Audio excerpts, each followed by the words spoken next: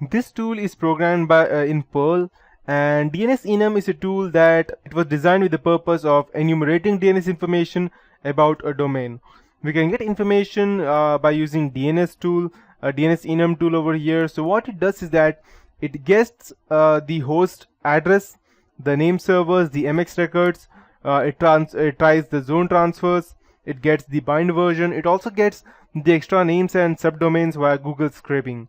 Brute force subdomains from file can also perform recursion on subdomain that have NS records, and it can also go ahead and perform reverse lookups on net ranges, and it can also go ahead and write down domain IPs into a text file naming such as IP block or something. So you can just go ahead over here to start DNSenum. You can just type DNSenum over here in the terminal, but I would prefer, if you are a newbie, I would prefer going ahead over here and then starting it through over here. Perfect. The reason being I'm telling you that is because, and you should read all of these things because it will give you quite a better idea as to what each of these tags does and how they work exactly. So it's not quite that hard as well. And as you can see, we have the option for skipping the reverse lookups, disable ANSI color output, and we can also include the sub files over here, the TCP, UDP, datagram, timeout values. So in short, we have almost everything. We also have the whois command over here, which I can go ahead and combine, and I have multiple lookups. So this will give you, so this is how the geeky look of the DNSenum looks like.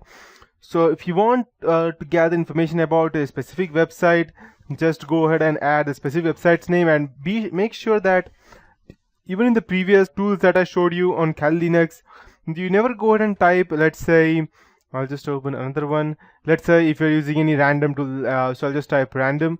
Random is the name of the tool, any tool you are using.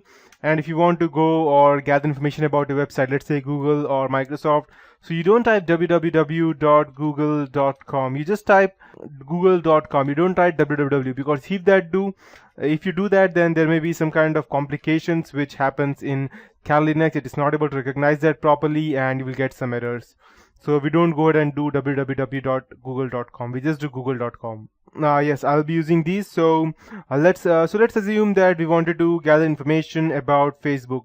So extra names and subdomains can also be found out via Google scraping, and most of the time this is not working with all domains, but it does work sometimes. So let's go ahead and first gather information using DNSenum, and we'll type facebook.com. And let's see what information we get. Okay, so we have the name servers over here, the IP addresses of each server. Now it's trying to get a zone transfer. It failed because I did not provide any brute force file or any password file so that it can go ahead and crack the DNS query.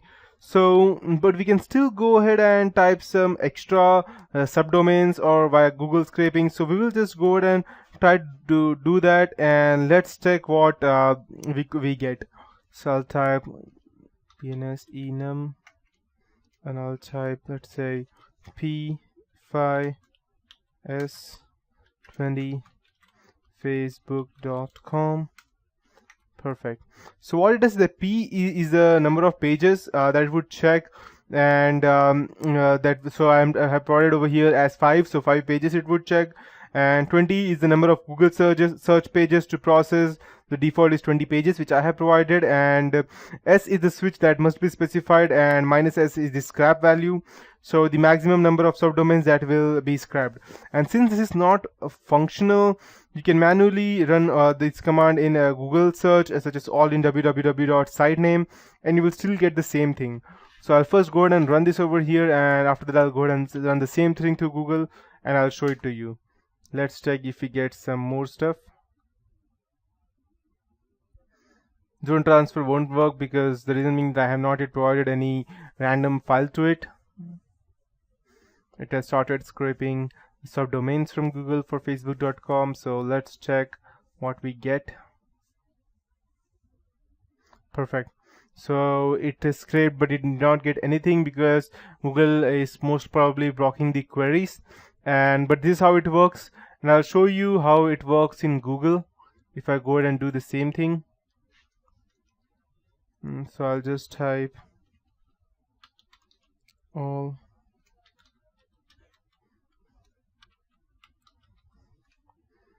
Perfect. Let's see what we get. Perfect. So we have all these subdomains for Facebook and who all are using them. So you can see that we have it for www.facebook.com, and these are all the subdomains for these different people who have been using them. So you can go ahead and gather this information, and I'll finally show you how we can go ahead and brute force. So just in case this tool is not working, you can go ahead and gather information over there, and then you can go ahead and come back over here to brute force these things. So brute force subdomains open terminal, and it can go ahead. I'll just show it to you. So I'll just type DNSenum -f DNS.txt.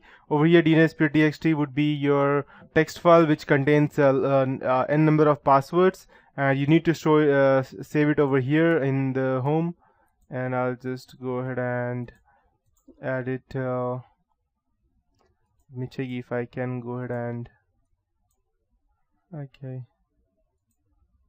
Perfect. So I don't think that I can go ahead and show. Okay, never mind. So DNS-F. So F is the file name that it provides. It supports, and it will read the subdomains from this file to perform the brute force.